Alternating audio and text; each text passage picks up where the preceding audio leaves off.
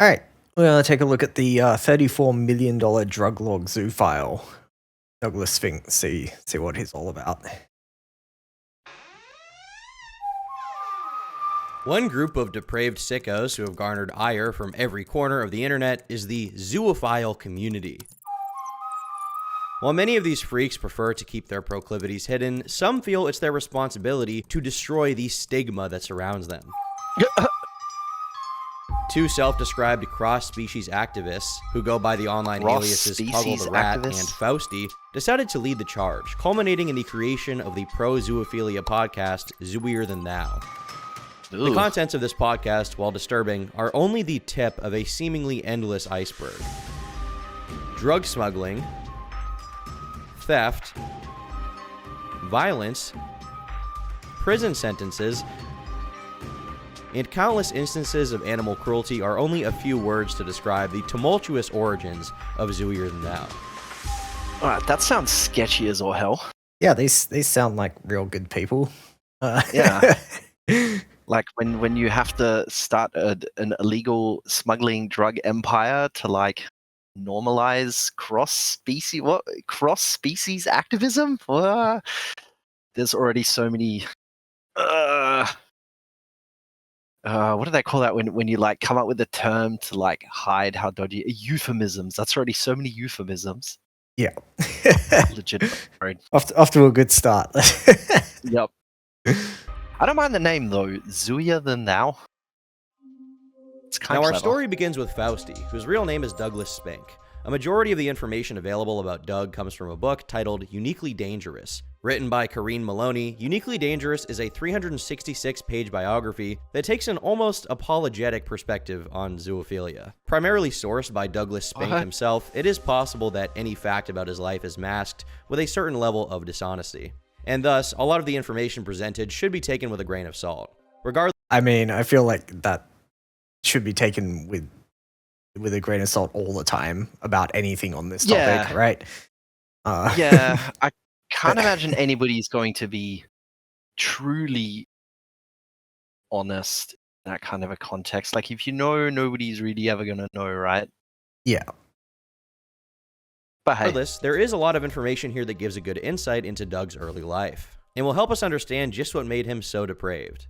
Douglas Brian Spink was born on March 17, 1971 in Harmony, Pennsylvania. He was raised alongside his older sister, Joy, in the suburb of Fox Chapel, a notably wealthy neighborhood that was also home to well-known child entertainer Mr. Rogers. It's a beautiful day in this neighborhood, a beautiful day for a neighbor.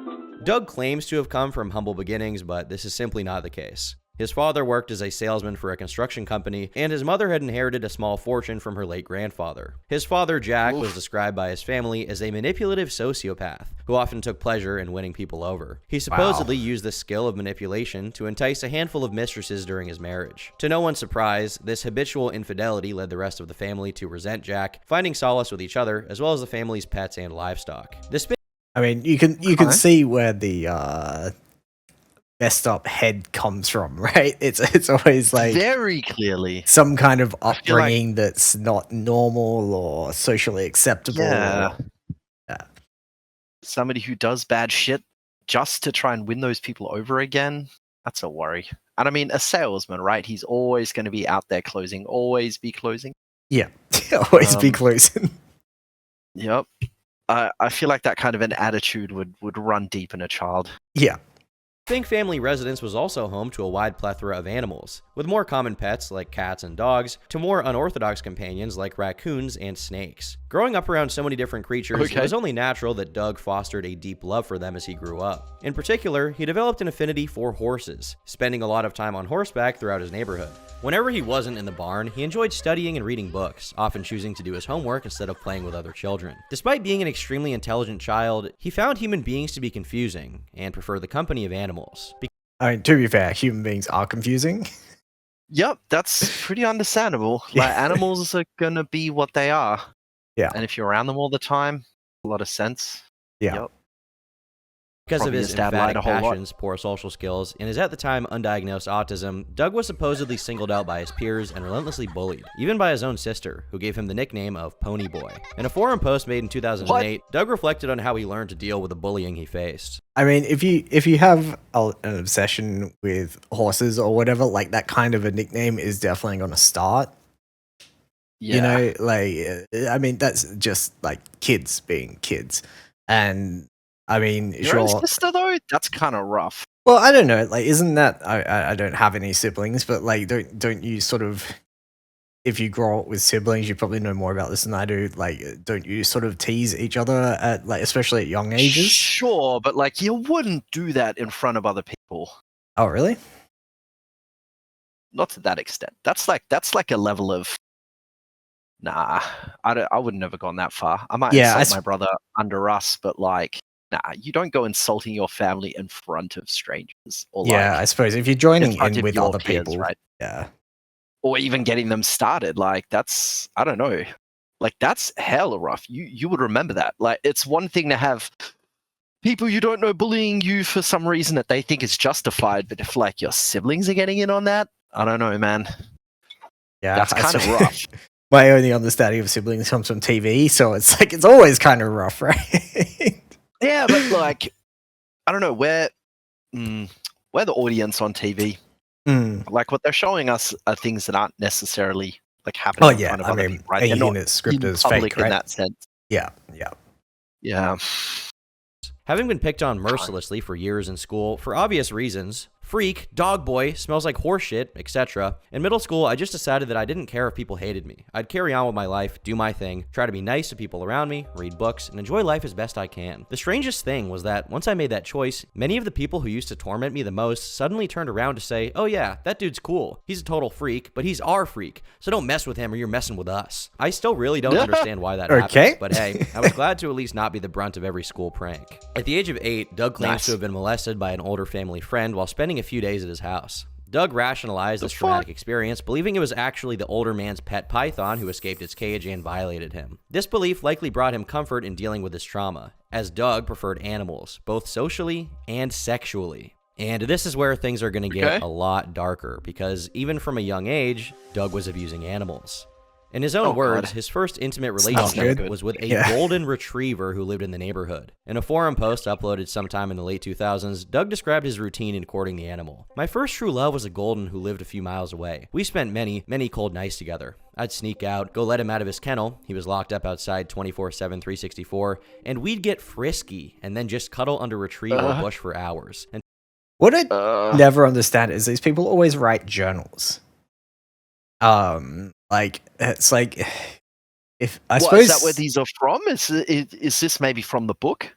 Either from the book or like from his journals. Well, I he said a guess. forum post, right, in the late 2000s. Yeah. So what does that mean? Is the late 2000s like 2007, 8, 9? Yeah, I'd say it's like 2020. No, like what? Late 2000s would be 2005 to 2010. 1800s would be like the 1890s, right? But when you say the late 2000s, you must mean a completely different time frame. Yeah, it'd be before 2010, right? Okay, the noughties, as they were called at some point, I believe. Yeah, something like that, right? I've heard that before. I'm not a fan. But well, 70s, 80s, 90s, noughties, 10s, 20s. It's, I don't know. You need something. Yeah, how about the 2000s? The zeros, I guess. Yeah, I guess the 2000s.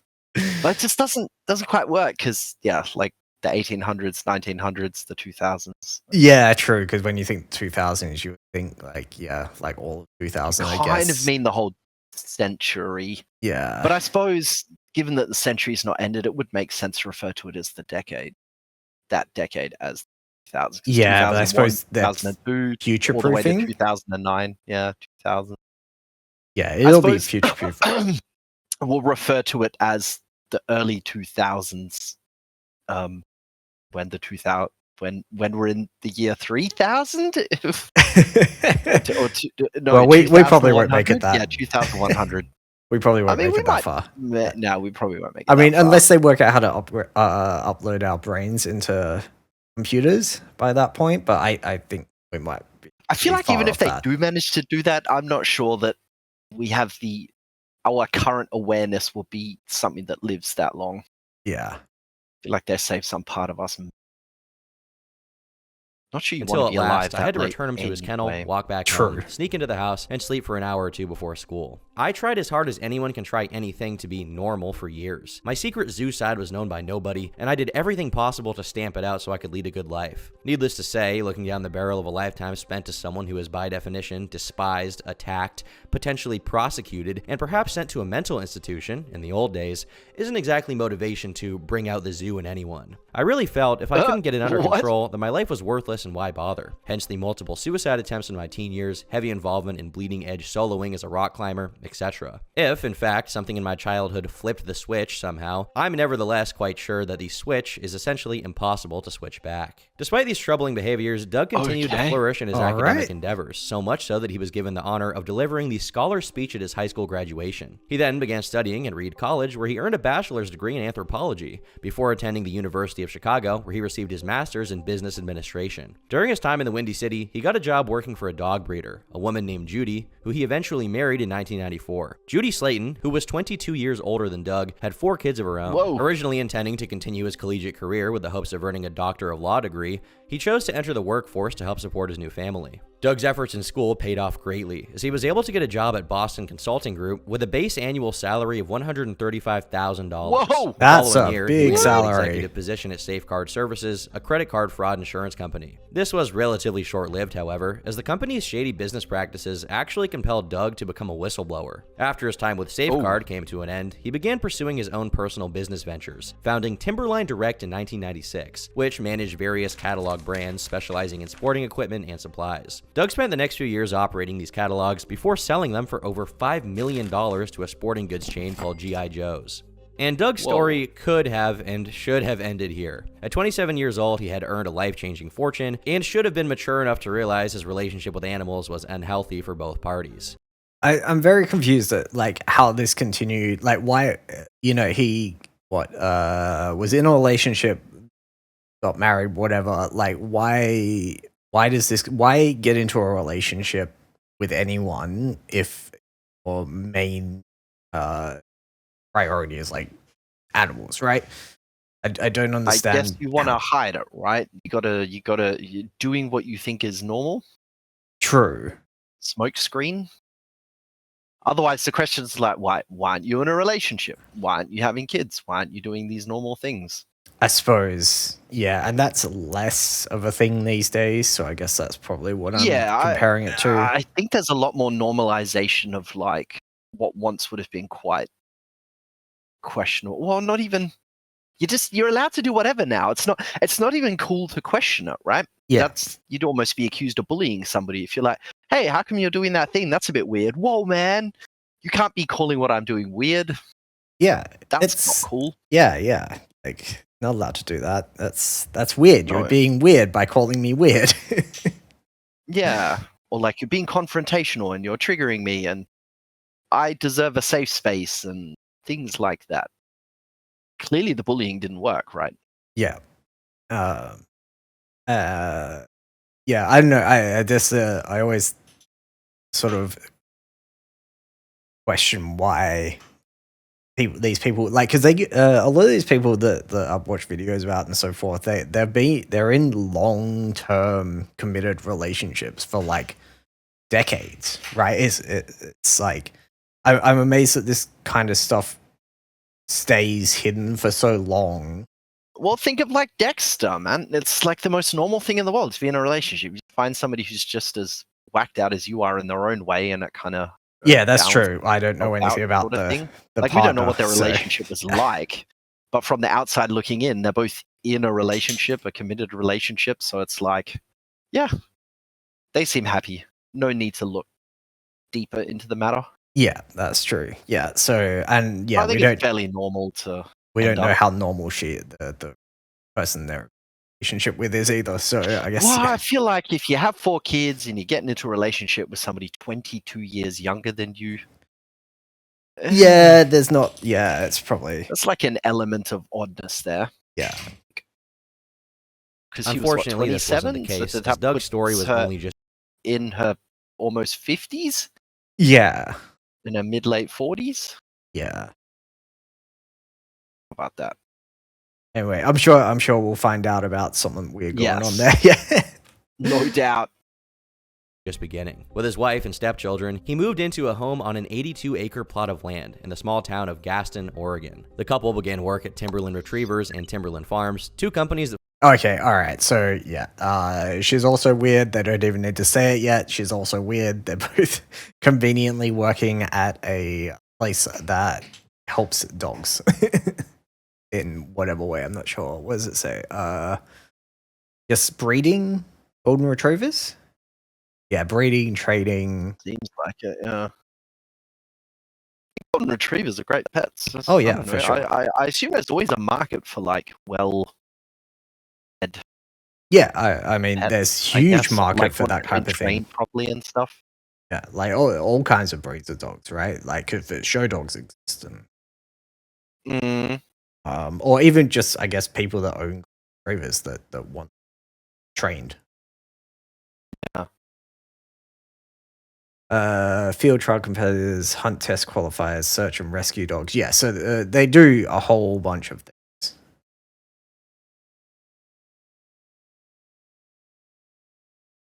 Anyway, yeah. So no, I guarantee she's weird too. focused on the breeding and training Well, of who dogs and isn't, horses, Riv? respectively. The latter in particular received worldwide acclaim for their exceptional roster of Grand Prix show jumping horses and their valuable seed.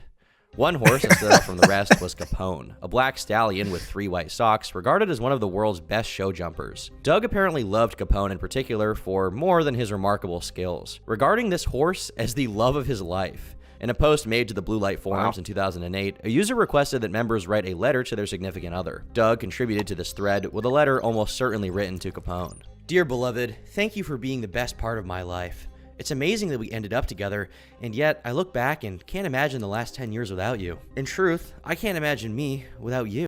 Do you think the wife knew about this letter? I have no idea. I doubt it, right? Well, maybe, I don't know. Like he seemed pretty open, like even at this point about his zoophilia. Yeah, but I gotta right? imagine he thinks he's posting these things anonymously, right? Like, maybe, I don't know. He was like an activist for zoophilia. well, he became one, right? I don't think that had happened yet. Yeah, maybe not. This is like the origin story. Maybe she finds out True. and leaves him. Maybe. Then Let's he's like, hope. oh, well, now I've got no reason to pretend. Yeah. No, I'll just write books. You, every day you make me smile and laugh. I never get tired of seeing your face, smelling your breath. I'd do anything for you, to see you happy and content. The world knows you as a famous superstar. To me, you're just you. The superstar part is there, but not the most important thing. Seeing your face every morning is a blessing. I'd never take it for granted. I know I don't always make everything perfect, no matter how hard I try. I also know that you understand, and that you're not upset even when a day goes sideways and nothing seems to go right. Your equipoise and calmness are a lifesaver for me when I'm frazzled and disconnected. I trust you with my life. I love you beyond belief. I dread the thought of ever losing you, and can't imagine going on when you are gone. Our life together is a fairy tale. I don't ever want it to end. I want to bottle up the love and keep it on a shelf to have forever. I know that's not very Buddhist, and I know you think it's silly, but it's how I feel. My world revolves around you. Doug specifically targeted male dogs and horses when courting his victims. This is likely because, despite being married to a woman, he was actually homosexual, although he only had a slight interest in human males. These hidden details of his sexuality slowly eroded his 6-year marriage. So he was okay. So he was married to this lady for 6 years, but he was a homosexual zoophile. Look, you got to have a confluence of things happening, right? Yeah. Maybe he was always a bit gay, but like that wasn't very cool back then. So there was already an element of hiding that aspect of himself, and then I don't know, to getting molested, thinking it was an animal. I mean, these are all things that are gonna like the coping coalesce mechanism into some pretty wacky. Because I don't know I think he probably does want to talk about things like that. I bet you never would have gone to therapy, right? Never would have discussed these things. He's just making weird forum posts. Yeah, because you running these ideas around in his head. And you especially you justify molestation at a young age, right? And you justify it with yourself, and you say it was my fault or whatever. So you never seek out help It somehow. Yeah. He probably never told anyone. Don't need help with anything, right? Yeah. Marriage from the inside out. I Yet think that Doug would had piss no you intentions of admitting nor confiding in his wife about these issues. That's not to say, however, that she wouldn't eventually find out the truth. Sometime in the late 90s, a There it is. supposed Okay, reformed so she didn't Zoophile know. outed Doug to his community, creating dossiers regarding his behavior and posting them online. As a result, anytime someone searched the name of Douglas Spink, they would bear witness to his despicable and heinous crimes. In a sense, this public outing was a liberating moment for Doug. Struggling with suicidal ideation and self-hatred his whole life due to these factors, he now had nothing to hide and learned to accept himself for who he was. This ultimately improved his outlook on both the world and himself. In a forum post uploaded on May 15, 2008, Doug reminisced on this pivotal moment. For most of my life, until my mid-20s, this side of me was absolutely, totally, completely, entirely hidden from everyone, forever. I lived my life in utter and total fear that I'd be found out. Every sexual encounter was a potential disaster. Every feeling I had for my partners had to be hidden and denied around others. That kind of life really fucks up your mind. I had major issues with depression and every other bad thing I can think of. I had all but a split personality at some level. I was one person inside and a totally different person on the outside. But after I was outed and my worst fear had come true, I slowly came to see it as a blessing and not a curse. If I wasn't doing anything horrible in my zoo life, and I really don't think I am in an objective sense, then why am I so ashamed of it? Why did I hate that side of myself so much? It's been a long, slow, challenging process to unpeel these layers of denial and lies and dishonesty and instinctive hiding. A big part of it is involved forcing myself to answer questions honestly in public so I don't backslide into old, unhealthy habits of thought. This revelation, while unhealthy habits of thought. He already characterizes his own behavior in a pretty negative way. Like, it's pretty brutal. Yeah, But he should though. Like, there's some. It's like a power imbalance thing, right? Like, an animal's an animal, for God's sake. You can't. It's pretty wrong. Yeah, it's definitely wrong. I mean, he knows it's wrong, but doesn't like want to see it as wrong. Like rationalizing it to himself. I don't think he sees it as wrong. I think he has told himself that what he does is correct, but other people are wrong. Yeah, but like He's saying like the fact that it's not socially acceptable is wrong, and he's justifying that his. And why was I so ashamed of it? Yeah, like he's saying like, why was I ashamed? Is because it's society's fault. They're wrong. I am the one that's correct in this scenario. They should accept it. Just horrible ways of justifying like actions that you're doing, right? And telling yourself that you are correct and everyone else is wrong. Animals want to be like, it's just so messed up. They want me to do stuff. Yeah. Like, no, they like it. The horse or whatever is my life partner, or whatever he's doing at the time. Yeah. Very questionable. While supposedly emotionally beneficial for Doug, was the catalyst of a few misfortunes as well. His trial judge title with the American Kennel Club was revoked, and he was forced to shut down his dog breeding operation. This was also the final straw for his wife, and sparked the beginning of their separation. They remained married until 2003, with one staying at their mansion in Gaston, and the other staying in their smaller farmhouse located 25 miles away in North Plains. During this the scary part is how much money this guy had already. Like, well, I mean, he sold that business, right? Yeah. Well, no, they shut down the business. No. He got $5 million for the magazine advertising. Oh, right. Yeah. So he just has money. I imagine the breeding and stuff is more like a side hustle fun. thing. Well, not for fun, but like doesn't need to make a living because he's already reasonably well set up from having sold the business. Yeah. True. So he's been doing it because it's what he wanted to do. Yeah. And the accolades, the recognition, the positive association. Period of separation, Doug found himself in a legal battle with former associates from one of his businesses, alleging they had converted property and assets without permission, stole corporate opportunities, and breached the terms of their employment contracts. This did not pan out well for Doug, as he was ultimately found liable and forced to pay out $5.7 million to one of the defendants, a New Jersey businessman named Kit Kung. Just well, like there that, goes all his the money, Doug I guess. worked for was gone, and he was forced to file for bankruptcy in 2002. No longer capable of affording his home loan payments, a close friend and business associate, Paul Peterson, purchased the mortgage and allowed Doug to continue living there, under the condition that he paid rent. Despite this agreement, he made no effort to contribute financially, which led the house to be foreclosed on after Peterson ceased making payments. Despite the kindness shown by Paul, Doug resented him and blamed him for becoming homeless. When the house was eventually purchased by new owners, Spink vandalized the property in a fit of rage, breaking windows, punching holes in the walls, and even smearing the home's exterior with dog feces. Facing his pending bankruptcy case, Doug made the decision to flee to Canada in the hopes of starting a new life and dodging the repercussions. Before leaving for good, he confronted his wife Judy and requested ownership of his favorite golden retriever, Ryan. His wife initially refused, but after he threatened to gut her like a fish and hang her from a tree, she ultimately decided to Jesus, that's hectic. What the hell? Like, the escalation. I probably would have gone to the police with that kind of message. Like, what? That's terrifying. Well, I don't know. Maybe some context there, but yeah, maybe. But even still, like, that's a pretty horrible threat, right?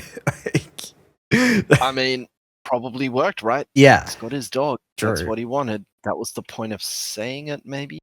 Yeah. I mean, I guess it worked, right? I don't know. Interesting.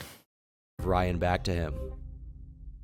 With his 5 horses and 5 dogs, Doug traveled north until he reached Pitt Meadows, British Columbia. It was there that he met a woman by the name of Corinne Super. Corinne, along with her husband Mark, were horse trainers, and strangely allowed him to stay in their barn with the animals. During this period, Doug spent a lot of his time on the computer, frequenting numerous forums related to horses, drugs, Buddhism, and base jumping. Under the monikers... Wait, did you... That sticker, my horse is more than my husband. Yeah, that's an interesting photo. These are very like candid shots of him. Yeah. I wonder, maybe from the book. Yeah. Seems like somebody's already done a lot of investigating. Yeah, maybe from the book or I don't know. Like this guy is obviously not a good person. Maybe a lot of the articles and stuff that were written about him and what he was doing were just removed. Possible. So it might just be like archive images and stuff that you can find on like Wayback Machine and so forth. Also the other sticker, crazy doesn't even begin to cover it. Yeah, that's pretty accurate. Yeah. Sort of foreshadowing there. Numerous forums related to horses, drugs, Buddhism, and base jumping. Under the monikers D-Dog, Exit Point, and Fausti, Doug made no effort to hide his proclivities, consistently making references to his 4-legged companions and the sexual nature of his relationships with them. This open acknowledgement of animal abuse on a wide range of forums would make the name Fausti in particular an infamous one. Although almost no archives from this time remain online, as many of the forums he frequented are now defunct. He also created an FAQ on his own personal website, filled with delusional rationalizations of his sick and twisted behavior.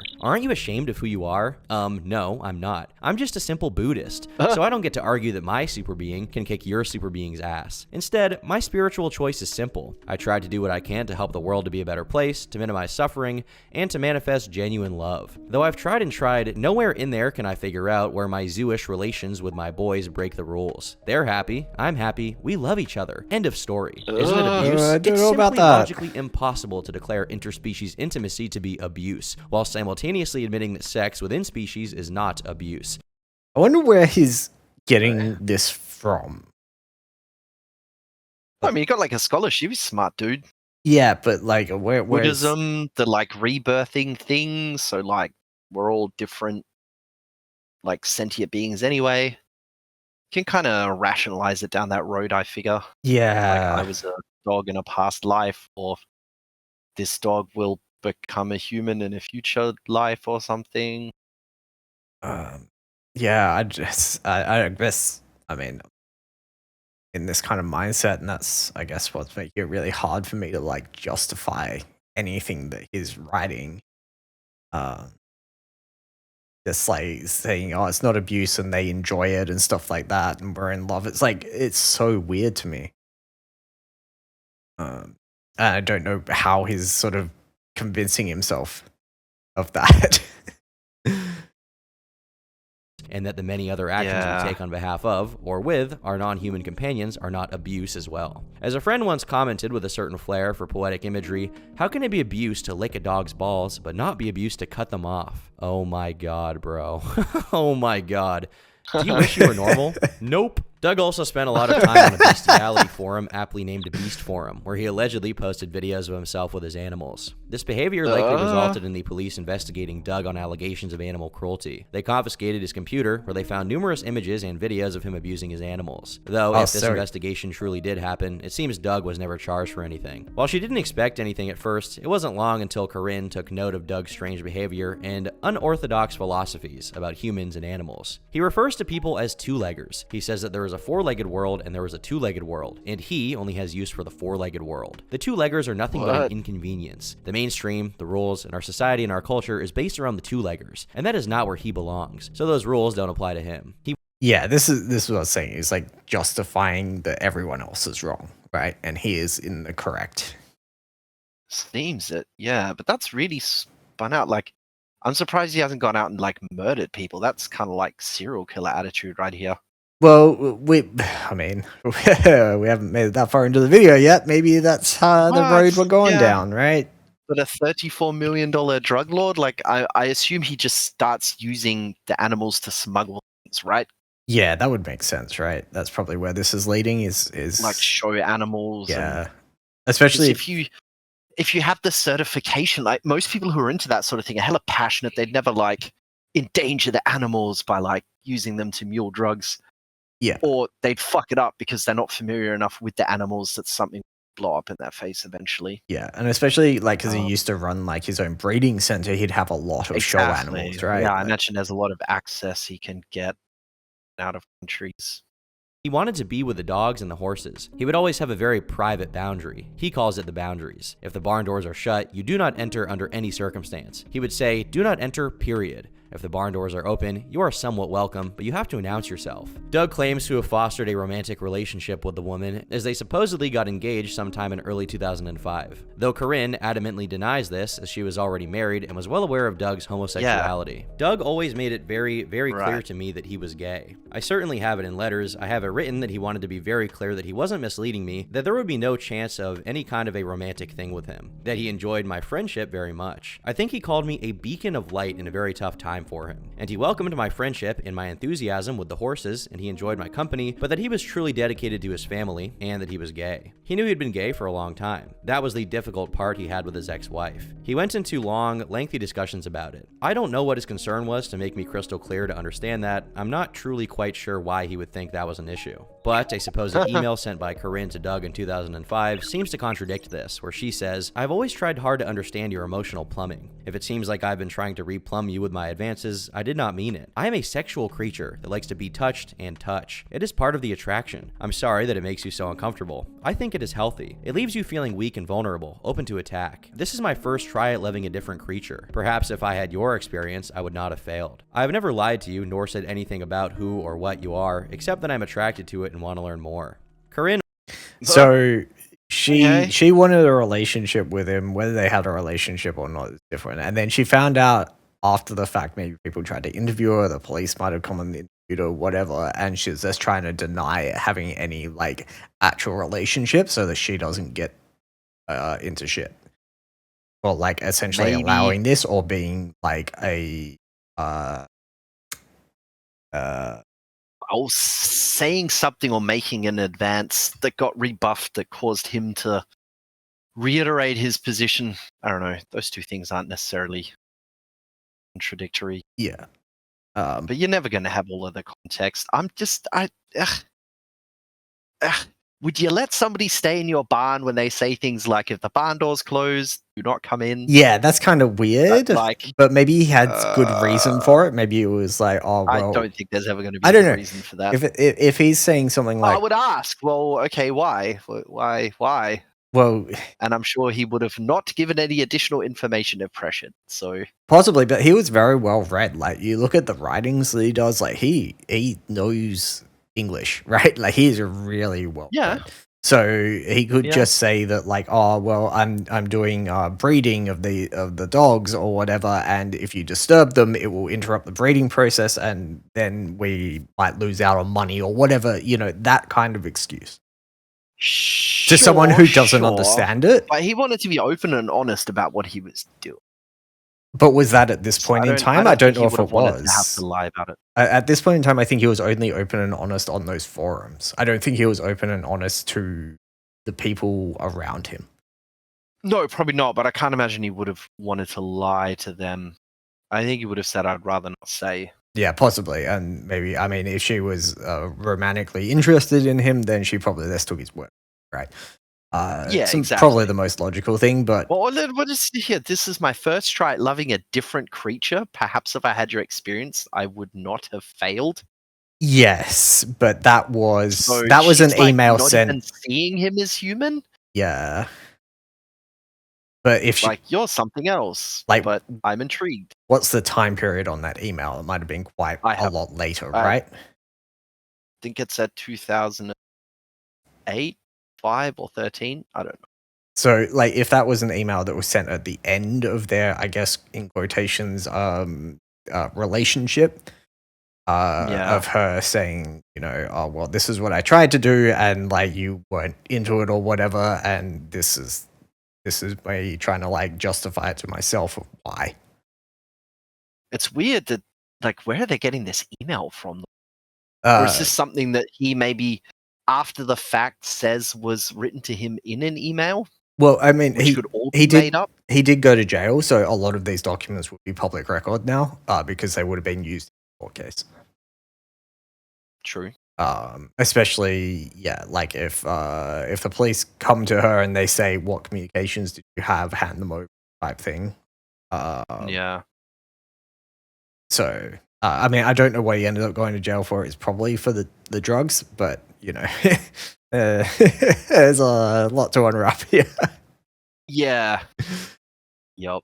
Lynn also denies that she was aware of Doug being a zoophile. However, a letter written in October of 2005 seems to indicate the opposite. In the barn, when you told me you hoped one day I would understand, I finally get it. I truly do. I understand. It still hurts, but it feels good to understand it. Understanding you has been a challenge and a growth that I thank you for. Painful and exhausting, but full of love. It is strangely painful and comforting to learn that it is me as a species and a female, but it is not me as a person. Serious self-doubt and reflecting. That being said, as mentioned previously, both Doug and Corinne Maloney are potentially unreliable narrators. As if the prospect of lying about a romantic relationship wasn't strange enough, Doug even alleged that Corinne was a career criminal who recruited him to smuggle drugs over the Canadian border. Her background, of course, is in the drug business. Corinne Super has made her living from the drug business since she was a teenager. How would I know this? Well, she recruited me into that business when I met her in Canada in late 2003. I ended up proposing marriage to her, and we were engaged for several years. Bad idea. And for the record, though she recruited me into the business, it was my choice. That's what she said.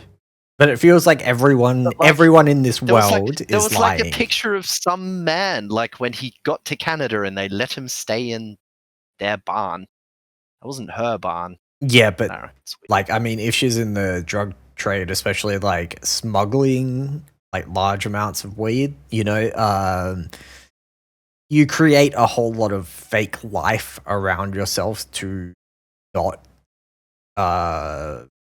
like if you do get incriminated or whatever, you can have someone that can't testify against you and things like that, right? Like just that might have just been an associate of someone of her that wasn't actually her husband, or you know. What? Look at the next line here. I'm sorry to Mark Super, her ex. The last line there. Oh yeah, true. So there's. I mean, maybe they split up. They split up, and then he proposed. Yeah. But I mean, it seems like everyone's lying in the story. Like every single person. They're all just making shit up. Not telling the whole truth. And maybe he's trying to just. Is this Corinne Super the same Corinne who wrote the book? It's not. That was Corinne Maloney. Some other. Possibly that's her maiden name though. If Mark Super was the ex-husband and Corinne Super was, and yeah, so maybe she changed her name back, or maybe it's a completely different person. Yeah. But yeah, I don't know. It feels like everything that has been brought up now is now contradicted by the next thing that comes along, right? Well, we don't even have like a very clear timeline of things, or even this origin story stuff doesn't really matter, right? Yeah. Like at the end of the day, whatever he says happened then or didn't happen then, like ultimately it's decisions he made a little later, right? But, Yeah. Okay, so he's doing weird things in the barn. There may or may not still be breeding horses, but apparently she's just a drug smuggler. Yeah, and Caught maybe in he's just Canada. covering himself, right? Because if he got done on drug charges, maybe it's like, oh, well, you can't incriminate me without incriminating the person that got me into it, you know? Maybe, yeah. Choice to do so. I take full responsibility for that. There's no evidence of Corinne being charged in any crimes relating to drugs, and she vehemently denies this claim. While the notion that Corinne was involved in illegal drug running operations is unconfirmed, Doug, on the other hand, certainly was. In January of 2005, he was located on a well-known drug smuggling route by U.S. border agents in Loomis National Forest. One of the agents at the scene claimed that Doug appeared extremely nervous, but ultimately he allowed him to go. They began tracking his activity for the next month, noting that he crossed the border from Canada 5 separate times in the month of February. That was until the 28th, when he was apprehended by federal agents with an estimated $34 million worth of cocaine at the Canadian border. The feds Wow. What? How much Okay, cocaine is that? Just how do you just? That's a lot of cocaine. How do you That's even like smuggle that kilos and much? kilos of cocaine? Surely That's insane. That's $34 like- million. It's gotta be like a container full of them, right? Could you even fit that into a car? Like, how is he I smuggling have that? no idea. I mean, I suppose it depends how you value it or whatever. Yeah, true. I suppose, But like, that's not just like a couple of kilos. That's got to be tens of kilos, even 100 kilos of. yeah, I have no idea. that is insane. That is so much cocaine. Holy shit. Were they supplying the entire American fucking border? Like, what? I feel like Americans probably go through. Yeah. That's probably not even all that much. It's like, really. that's like one But of the. it sure is a high value. 4 large suitcases I and didn't- 1 small suitcase with over 372 pounds of coke in the back of his vehicle. Because of this, Spink was facing imprisonment of up to 10 pounds. years. However, he So was able to that's shorten 200 his sentence kilos, to right? 3 years Yeah. in prison with 5 years of probation after aiding in the arrest of his boss, Robert Kessling. Doug eventually found himself in FCI Sheridan, a medium security prison located in Oregon. In prison, he spent most of his time reading books and working as a horticulture instructor at the prison's education department. He also found time to repair the broken relationships with his parents, specifically his mother Claire, who grew distant with him during his marriage to Judy. While things were going well for Doug in prison, his sentencing left his animals without a caretaker. To solve this, he would strike a deal with Corinne Super. Under the condition that she looked after his dogs and horses, Doug leased his stallions to her and allowed her to collect all the prize money earned until his release. Right. So he was still doing the like breeding and show horse stuff. At this point. Yeah, not with the dogs though. It was his. Yeah, it it was was the, his golden retriever trial thing, judge thing that they took away. Yeah. I guess the horse stuff was still happening, and that's what he was helping her with, right? Because they were horse breeding as well, and he like helped them with that. Yeah, something like that. I don't. There's a lot going on, and I'm I'm getting like all messed up with like what was going on at what time because it's all kind of messed up. Yeah. During his time, his horse Capone would flourish in professional competition, winning 10 Grand Prix titles in his career. In 2007, he was even ranked as one of the top 200 show jumpers on the planet, earning him an estimated value of several $1 million. Despite this previous agreement, Super wanted more. Well aware of his carnal desires for Capone, she petitioned to acquire ownership of the champion show horse, a right she would easily be granted. Doug was released early from prison for good behavior on May 25, 2007, serving only 21 of his 36-month sentence. He rented a small barn with an apartment. You only get 36 How- months for smuggling that much cocaine? That's crazy. 34 million at 372 pounds of cocaine, 200 kilos of cocaine. That's like, it's literally a car full of cocaine. Yeah, it's just like, oh, but it's a 21 first offense or something, right? It's like, Well, it said he helped bust his supplier or whatever. yeah, Like true. I assume he was running the drugs for somebody, right? He was just the. Yeah, I the don't mule. think he was making that much cocaine. So if he right? helped them catch his boss or whatever, the person from who it's actually. That's that's such a light sentence. Holy still- shit. Yeah, it seems kind of busy. in Custer, Washington, near the Canadian Sure. border. While he was able to collect his dogs, Super refused to give Capone back, sparking a custody battle over the champion show horse. While Super claimed she wanted Capone out of love, Doug believed she solely wanted to profit from him. Capone's value came in particular from his exceptional genetics, which made him a viable option in producing future offspring for anyone willing to pay. Doug suspected Corinne was attempting to stockpile Capone's loads, which ran a market price of $2,500 per emission. During a heated argument over the phone, Doug stepped outside to scream at Super, leaving a package of sugar cookies on the table. Distracted by the argument, he failed to notice his dogs began to fight over the cookies, which resulted in his dog Ryan being critically injured. Unfortunately, the dog would pass away from his injuries, which devastated Doug. Eventually, the two would meet in a parking lot where they would reach an agreement, with Capone being returned to Doug. At this point, things were looking up for him. His time in prison soured the prospect of returning to drug running, and he set his sights on becoming a veterinarian. He would be accepted into Washington State University, only to have the offer rescinded once the establishment... Never mind. That's fucking brutal. And learned of his past of fraud and incarceration. Doug also believed they may have discovered his public outing as a zoophile and decided to cut ties. Probably smart. Let's be real. Yeah, I feel like you probably don't want to let people who are questionable zoophiles into your veteran. Yeah, like even if it's just like a tip-off or anything, you probably don't want to risk that kind of thing. Well, I mean, the being a convicted felon for huge amounts of drugs, probably not. Yeah, I feel like that probably didn't help him either, right? No.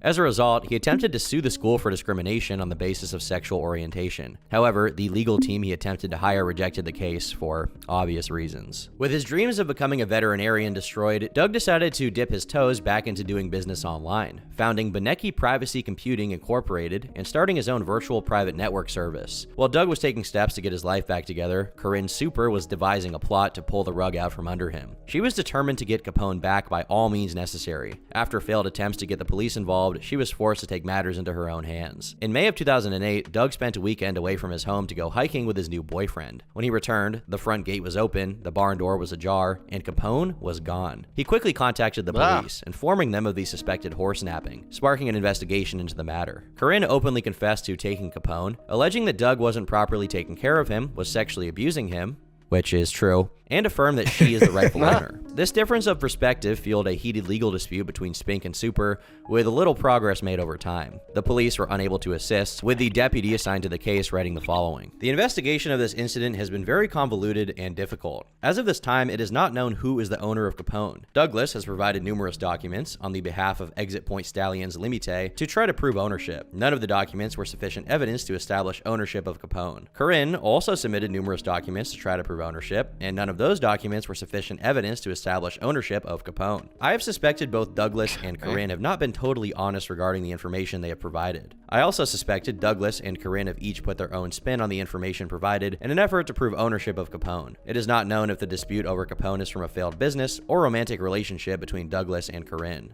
Eventually, Doug lost his patience and devised a plan to get Capone back. Unable to enter Canada due to his probation requirements, he enlisted the help of his landlord, Sharon Monroe, to assist him in retrieving his champion show horse. Monroe traveled to Corinne's farm under the pretense of seeking advice in dealing with Doug. After Monroe left, Corinne set off to pick up her daughter from school, and while she was away, Doug's landlord returned to the farm and attempted to steal the horse. This attempt was ultimately unsuccessful, with Corinne's workers informing her of this and putting a stop to it. But she wasn't done yet. A month later, while transporting Capone in the trailer, she noticed Monroe following behind with an empty trailer of her own. For nearly 2 hours, Monroe chased Corinne down the highway with the intent to steal Capone back and return him to Doug. This chase came to a halt as Corinne pulled into the parking lot of the local police department. The police's attempts to mediate were ultimately for naught, as Monroe followed the woman home once again and attempted to steal Capone. The cops arrived at the scene and removed her from the property. Monroe then remained on the side of the road for a total of 3 hours before finally leaving, and this would be the last time Corinne Super saw Sharon Monroe. Out of options, Doug realized the only person who... So, was it Sharon Monroe that wrote the book?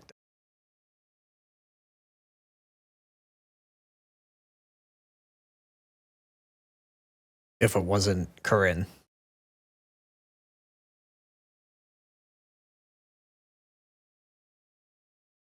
who could retrieve Capone was himself. As Thanksgiving approached, he figured Corinne may not be around to keep an eye on the farm during the holidays, and he was right, as she would spend Thanksgiving weekend out of town. Doug, in the dead of night, snuck into Super's barn and stole Capone back. The first to inform Corinne that her champion show horse was stolen was Doug himself, sending her a 2-word text message: "Checkmate, cunt." With a small loan of $80,000 from his mother, Doug relocated to a small cabin in Sumas, Washington, where he thought that Corinne Super and law enforcement couldn't find him.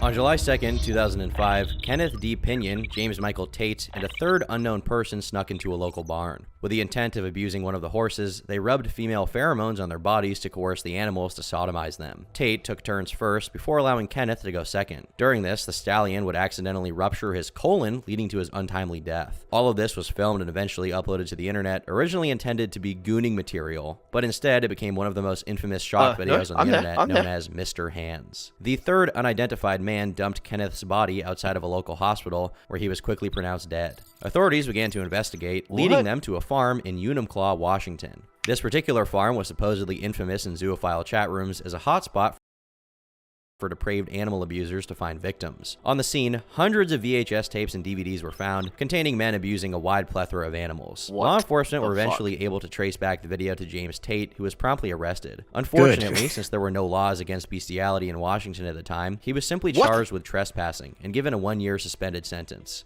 Are you fucking kidding? Sorry, when they say in Washington, are they talking about the state of Washington? Yeah, Or I would say so. Washington, D.C.? Or is there a Washington in Canada? Oh, there might be a Washington in Canada. Does it say here?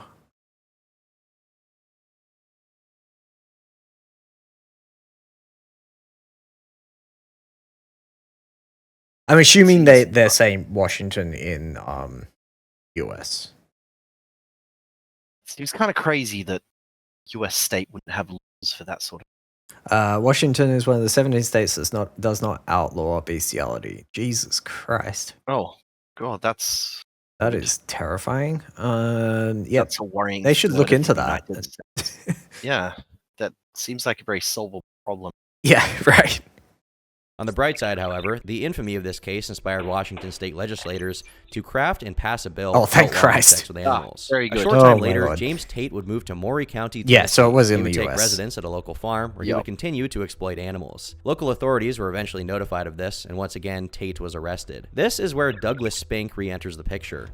Tate should go to jail indefinitely, and never be let out, ever.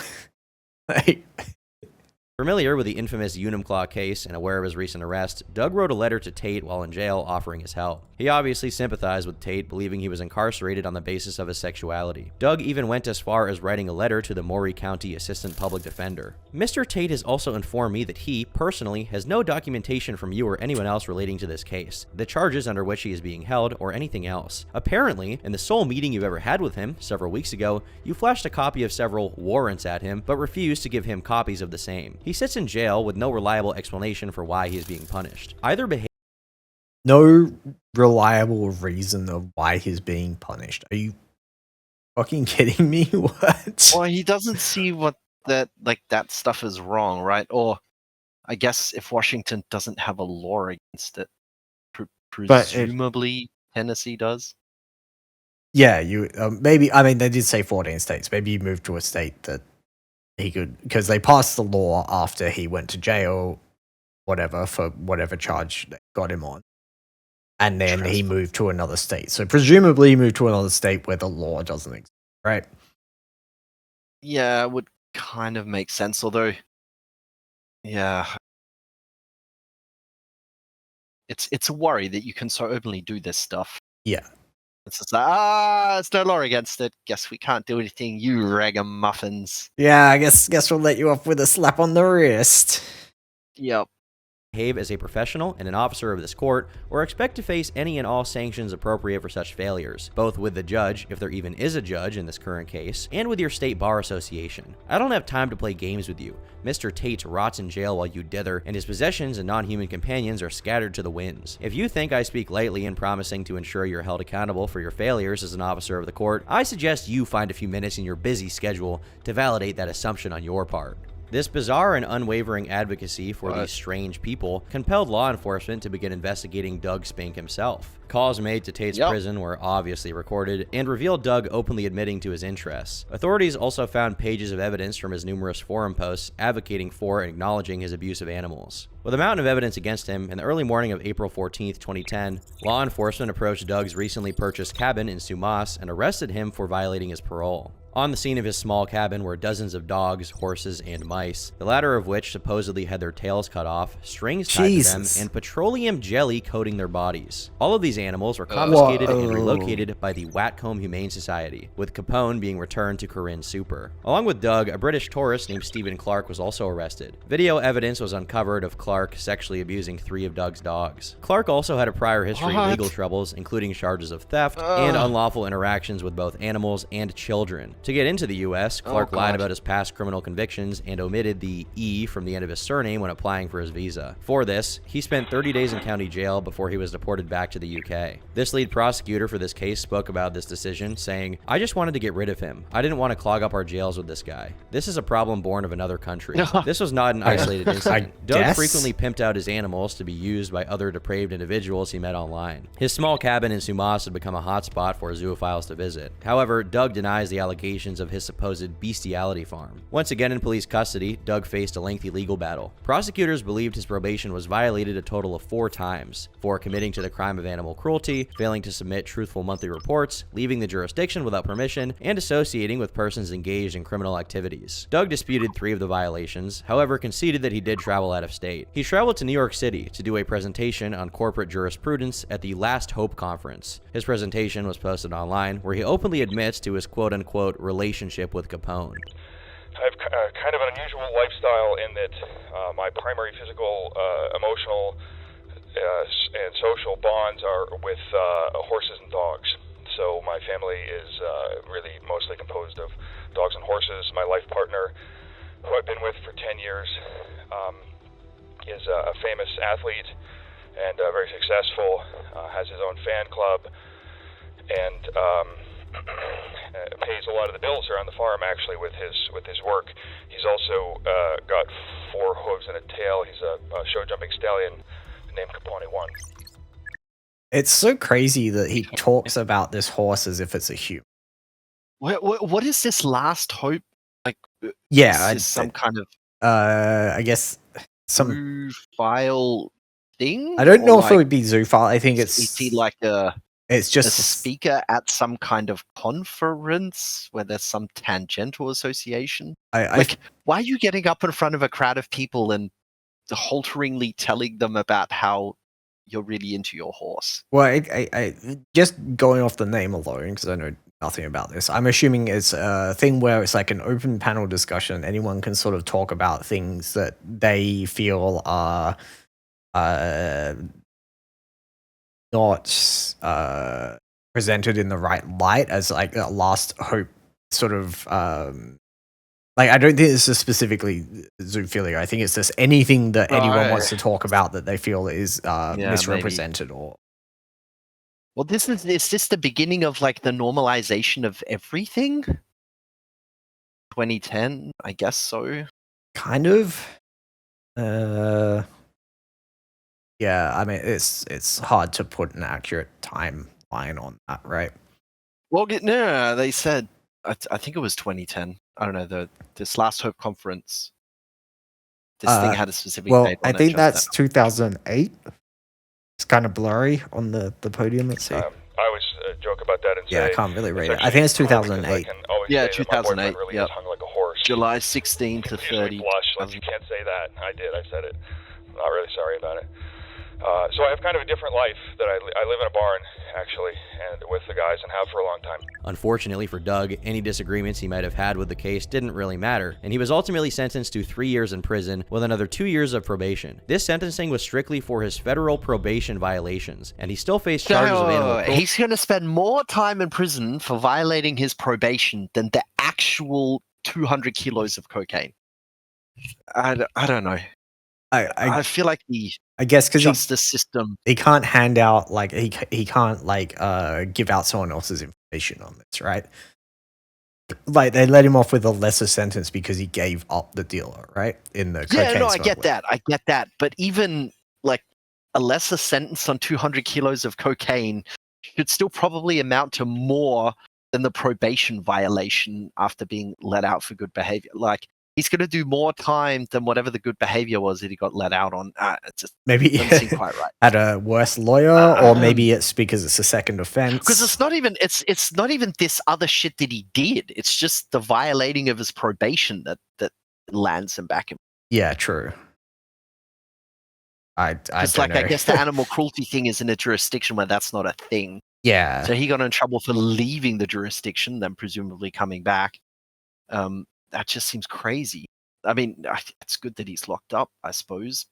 But yeah, no, it's kind of messed up, right?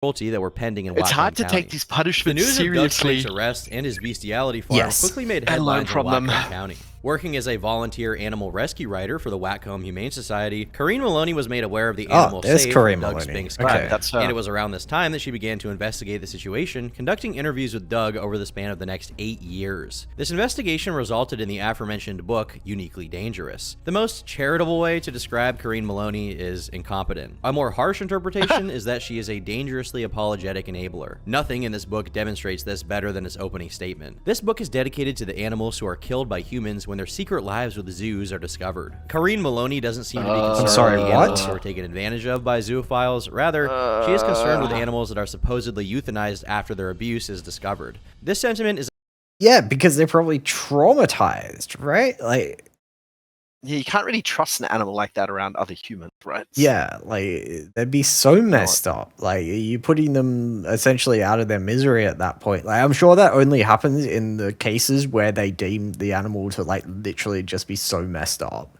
that it's unrecoverable, right? Maybe, Or if it's even a thing that happens, it might just be. yeah, that it's not even guaranteed that it happens. Like, because this person be like, "Oh no, I could get my animal back because they killed them." It's like, no, you're Yeah, just not allowed to have your animal back. yeah. It's like no, Very good they're reason. just telling them that they put the animal down so that they Yeah, have no maybe, way of getting yeah. them back. Like, this person is almost, if not more messed up than bloody Douglas, right? Like, what the hell? Well, yeah. is a common Certainly lie a spread by worry. zoophiles to deter their detractors from speaking out. They claim that if you report someone sexually engaging with an animal, you are essentially killing that animal. In reality, animals will only be euthanized What? if there is irreconcilable mental or physical Yeah, damage. like I was This saying, idea, yeah. There you ironically, is disproven Exactly by the what we case said. regarding the 2010 sting in Whatcom County. The mice discovered were euthanized under the belief that their lives would not be very good if they continued living, given the fact that their tails were cut off, strings were tied to their body, and they were, the stuff that they went through, the sort of canal they probably saw, I think, did enough damage that the rescuers determined it was probably over for them. Meanwhile, the 7 dogs and 4 stallions who were recovered at the scene were not euthanized. Rather, they were sent to various shelters or rehomed. On top of talking to Doug, Corrine uncritically interviewed and shared the stories of other zoophiles, where they were free to bellyache and exhaust their proclivities. In Chapter 14, coming out, Corrine interviewed a 68-year-old man named Bernard. She dedicated 2 pages in the book where the man was free to air his grievances with not being accepted in society. Bernard had started abusing a 2-year-old dog named Ashley at the age of 16. After Ashley passed, he began abusing her offspring, following their offspring as well, and the terrible, disgusting cycle continued. Corrine frames Bernard as a man who suffers physical side effects from the stress of hiding a secret, yet remains proud of who he is, as if he is a downtrodden outcast, unfairly mistreated by society. Chapter 16, Lady Bublé, tells the story of a zoophile named Philip Bublé. Philip was much more open about his interests than most zoos, sharing it with his family and friends. His father, in particular, was disgusted by this, and when he walked in on his son French kissing the family dog, he snapped. Later that night, Philip's father attacked him with a crowbar, beating him within an inch of his life. This resulted in a broken arm, 63 stitches, and permanent neurological damage. But Bernard is a forgiving man who was upset by his father's prison sentence for attempted murder. Yet, he remained frightened, paranoid that the world was out to get him, up until his untimely death in 2010. In the 48th chapter, titled Donkey Love, Corrine seemingly attempts to normalize the concept of human-animal relations, referencing a handful of villages on the northern coast of Colombia, which encourage young men to have sex with donkeys. None of these stories have anything to do with Doug. They do nothing aside from attempt to humanize zoophiles. Is that actually a thing? There's no way this person is right in the head. Like, absolutely no chance. Like, what the fuck is wrong with Well, this is like it's just so determined to be an advocate that's like enabling really questionable.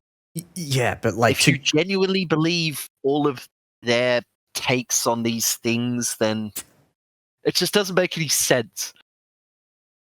Framing your behavior in those terms just can't possibly be appropriate. Yeah, like I don't know. She's Who sets out to write a book like this? Where do you even get the money to write a book like this? well, you don't need money Who to write a book, publishes right? a book like this?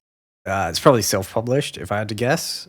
Yeah, that's right. Where are you getting the money to self-publish these things?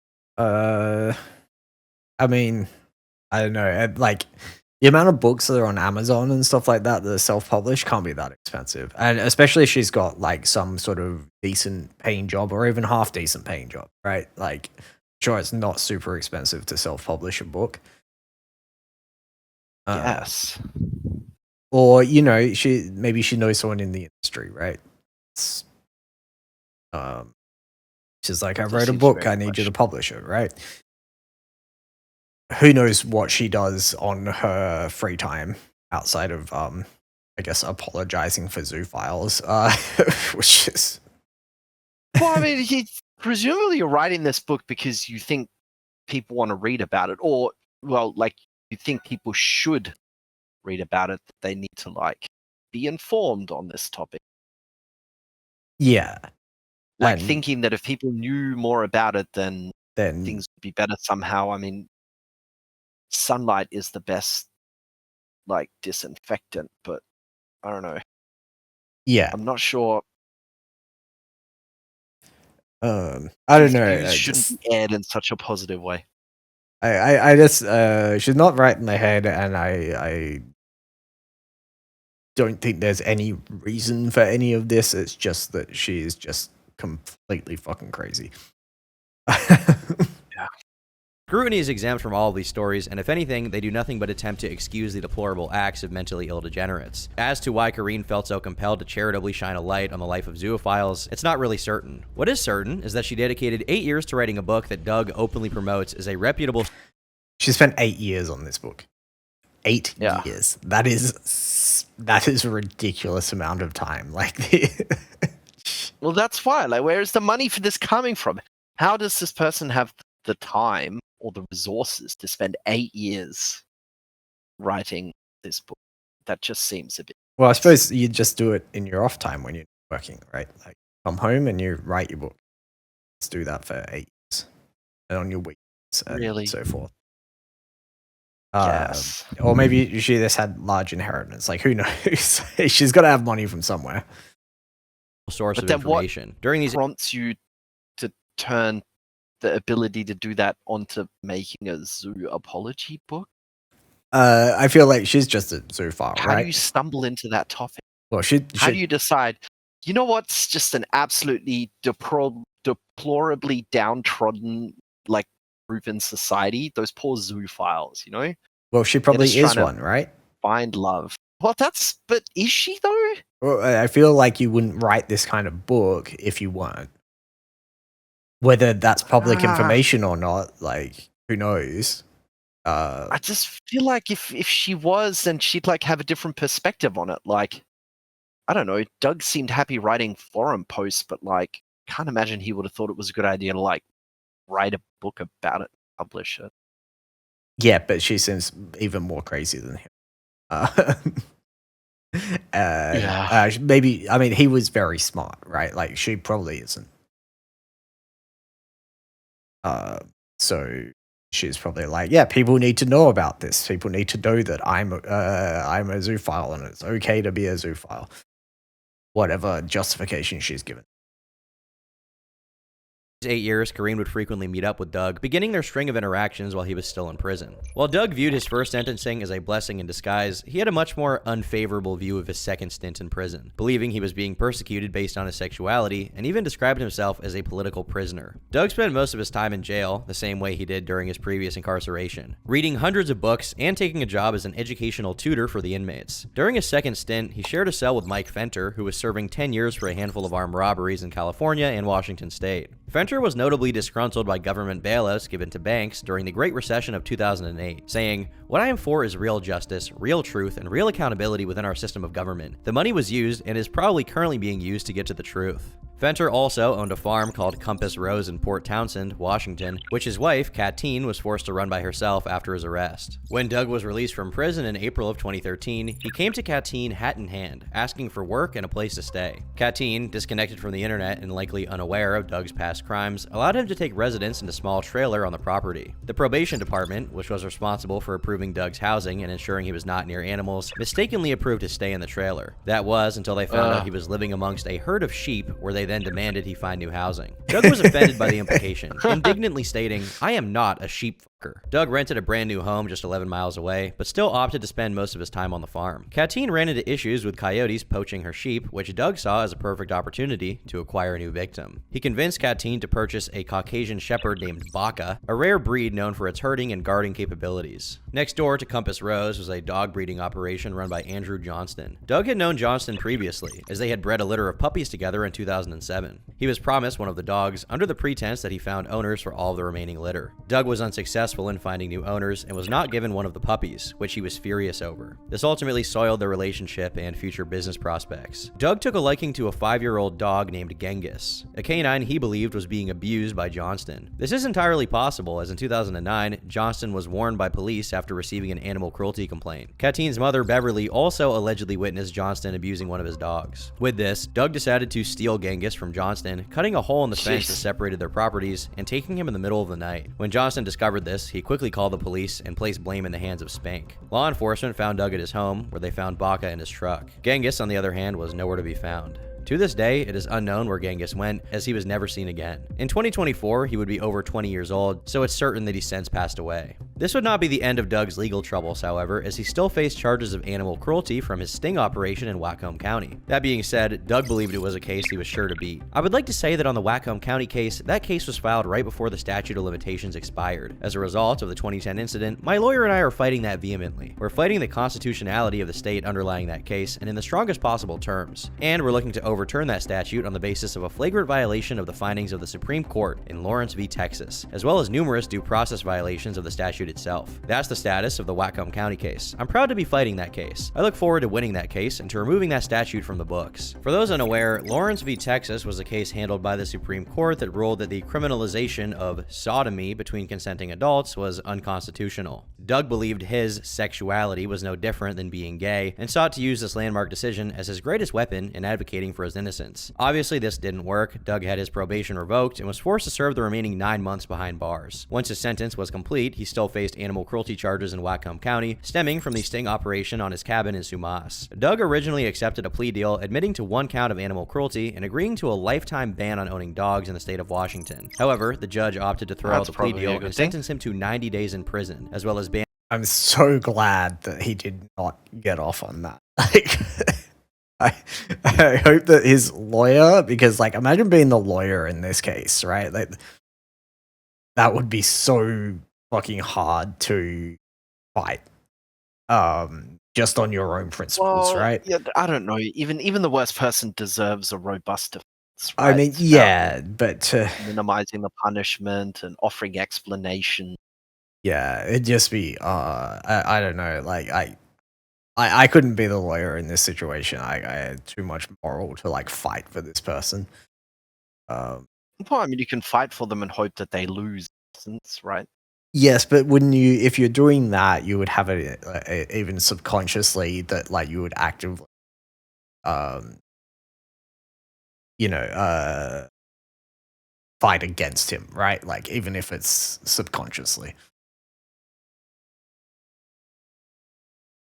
I don't know. It's hard to say. It's probably just some kind of public defense, right? I can't imagine it has money. Yeah, so true. It's not necessarily a lot of like legal experts that went into things. Yeah.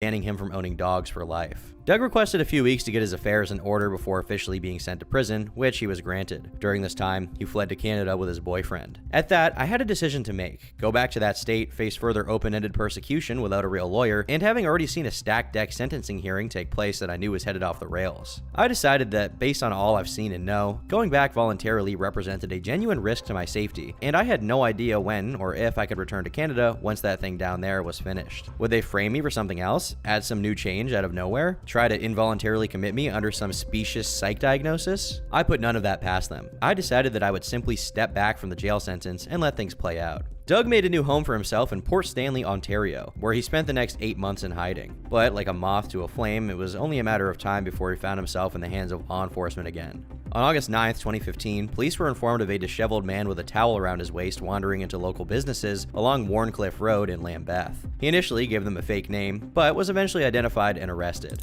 Doug blamed this incident on his supposed PTSD, saying, "Yesterday I found myself in contact with local police officers without any of my ID or driver's license on hand. I was not in my best form, having that morning engaged some personal demons in an hours-long event. Let's just call it an event for now, in the local swamps and forest land. I was recovering from a deep dive into the cold waters of genuine terror, and I'm not in my home country, driving a vehicle with expired plates," and so on. All irresponsible and, in a word, dumb. Doug was released from prison the next day after the detention center holding him made an error. Authorities quickly rearrested him the following day, and he was eventually deported and sent back to America. He spent a few months living with his mother, Claire, in Pennsylvania, before sneaking back into Canada. Of course, Doug's habitual run-ins with the law didn't magically stop here. In November of 2015, emergency workers received word of a fire taking place at the home of Ronald Matuszek, a man who had been letting Doug stay with him during his most recent stints in Canada. Eyewitnesses reported seeing Doug with Matuszek in a headlock, threatening to stab him if they came any closer. He eventually let go of the man before running away, breaking into another person's home and exiting shortly after. Police intercepted Doug and arrested him, but he didn't go down without a fight. Once in the police cruiser, he smashed both of the backseat windows, bent the radar antenna, and smashed his head on the plexiglass barrier at least 10 times. Seems For like this a sane behavior, he person. served 150 days in jail and was sent back to America again. After being dropped off in New York, he returned to his childhood home to live with his mother. Doug, whose mental state had regressed severely, asked to sleep in his mother's room. She refused, but allowed him to sleep on a pile of blankets outside of her door. On the night of April 4th, 2016, Doug was awoken by a metal plant holder falling on a glass sliding door. Thinking someone was breaking in, he rushed into his mother's room, grabbed her .38 caliber revolver, and put it to his own head. After calming him down, Claire took her son to the basement to talk. Doug then rushed back up the steps and fired 3 rounds. Believing her son was dead, Claire went to investigate, finding he was still alive with multiple bullet holes lodged in the walls and ceiling. Claire quickly left to call the police at her neighbor's home, and during this, Doug began walking down the street in a panicked state. A random driver noticed Doug on the side of the road and offered their help. He requested they bring him to the police station, which they initially obliged. However, as Doug became more erratic, they asked him to get out. He eventually found himself at a gas station, where one of the employees promptly called the police. When they arrived at the scene, Doug was curled up in the fetal position behind the store's counter. It took 5 officers and 3 sets of handcuffs to eventually subdue him, and he was then rushed to the hospital. There, he stayed for a week before being moved to Butler County Prison, where he faced a total of 17 criminal charges, 12 of which were felonies. Those charges included 1 count of possession of a prohibited firearm, 3 counts of discharging a firearm into an occupied structure, 5 counts of aggravated assault, 4 counts of recklessly endangering another person, 1 count of criminal mischief for breaking a screen door, and another 3 counts of criminal mischief for the $5,000 in damage caused to the gas station during the struggle. Unable to pay his bail of $35 grand, Doug remained in custody while awaiting prosecution. Unfortunately, Doug walked away with nothing more than a slap on the wrist, charged with misdemeanor criminal mischief, reckless endangerment, and resisting arrest. How did they have that many charges on him and he got away with a slap on the wrist? Like, that is almost impressive. Especially since, like, you know, the police literally got him in the act, right? That's crazy. By February of 2017, Douglas Spink was a free man once again. It is truly remarkable that despite his habitual disregard for the law, he always manages to find himself out of prison. Doug was now more than ever a danger to both animals and humans. He was a ticking time bomb who brought chaos and terror wherever he went. With his behavior almost being reinforced by the legal system's negligence, it was only a matter of time before he once again had run-ins with law enforcement. Paranoid by his previous encounters with police, Doug no longer felt safe living in his apartment, opting to sleep in his car in various locations in Butler County. In November of 2017, he accidentally got his car stuck in an alley, where he decided to just take a nap. A police officer found him and attempted to take him to a hospital, as he had a mental health warrant and hadn't been meeting with a psychiatrist. Doug also had his service dog Cav with him. How he was able to gain access to another animal is beyond me, but we can basically chalk it up to pure negligence on the part of everybody involved. Doug refused to go to the police, eventually pulling a knife on his dog Cav, threatening to kill the dog if they arrested him. A 2-hour-long standoff ensued, with officers attempting to coax him out of his car. Eventually, Doug did give up and exited the vehicle, yet still refused the officer's request to get down on both knees. In a fit of rage, he charged the officers, resulting in him being tased and shot with beanbag ammunition. Doug's heart stopped beating at the scene. However, paramedics successfully revived him in the ambulance. He woke up in the hospital 3 days later and was subsequently transferred to the medical unit in Butler County Prison. He was then charged with aggravated assault, resisting arrest, and disorderly conduct. Once again, like in so many chapters of Doug's life, he found himself in a prison cell. Doug spent the next 11 months incarcerated, being released sometime in October of 2018. It was around this time that he began treatment for his recently diagnosed stage 4 cancer. This diagnosis was terminal, and his death was imminent. He knew his time was running out. Instead of achieving liberation for zoophiles and their furry companions like he dreamt of, he wasted a majority of his life running from federal authorities or rotting in prison. Now he was confined to a bed, staying in his childhood home with his strongest enabler, his mother. During this time of waning mortality, he felt compelled to make one final push. Over the years, Doug attempted to organize a handful of social justice campaigns, obviously with the goal of normalizing and destigmatizing zoophilia. The Deep Justice Network was created by Doug sometime in late 2013, which sought to build a legal defense fund for zoos. Taking inspiration from civil rights movements of the past, this network pathetically attempts to draw comparisons to anti-black racism, sexism against women, and homophobia. The Deep Symbiosis Institute, also founded in 2013, was an attempt to intellectualize the topic of zoophilia as if it's a human condition worth understanding. In this, Doug seeks to redefine the meaning of zoophobe. Traditionally defined as the irrational fear of animals, he describes it as the bigotry which manifests itself as a violent, irrational, often inexplicable hatred of cross-species intimate relationships, and of the general concept of non-human sexuality and sexual identity. And I think what's really depressing about this is that this feels like it has actually become kind of normalized. Like, I feel like I have heard people say this is the meaning for it, which is terrifying on so many levels.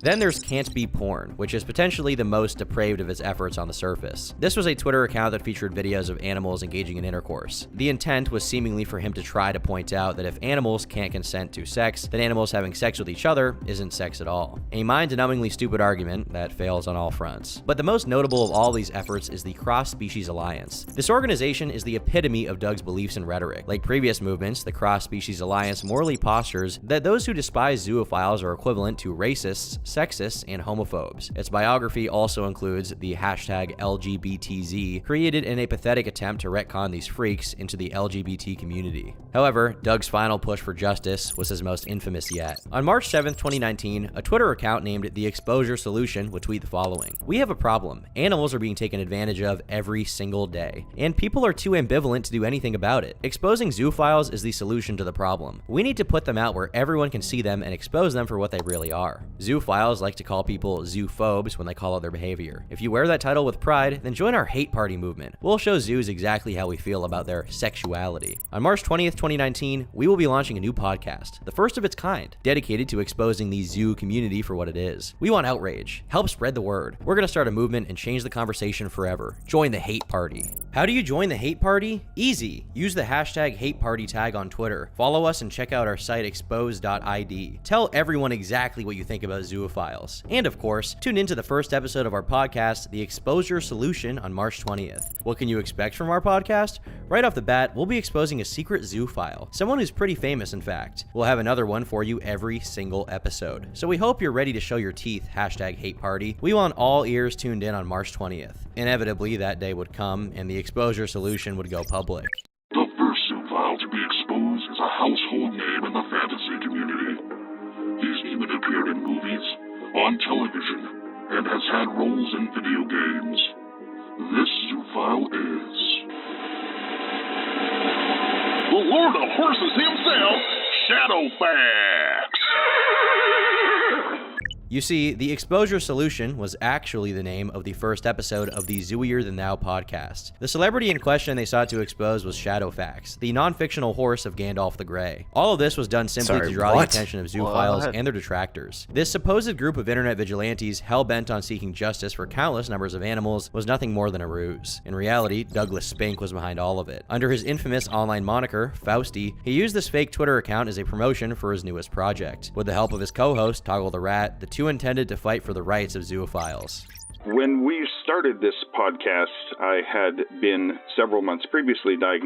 I am very happy that they only have 975 subscribers. Like, I'm so glad that is not like 1 million subscribers, because that would be terrifying.